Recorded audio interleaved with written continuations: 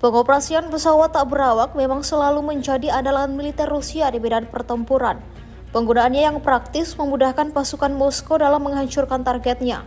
Baru-baru ini beredar sebuah rekaman di media sosial Telegram pada Senin 29 Juli 2024.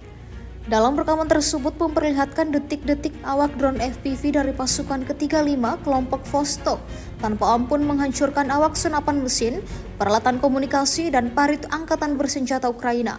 Satu persatu target militer Rusia berhasil dibombardir, seperti yang terlihat dalam rekaman. Ledakan demi ledakan terjadi. Pasukan Moskow meyakini serangannya ini memusnahkan semua yang ada di titik target.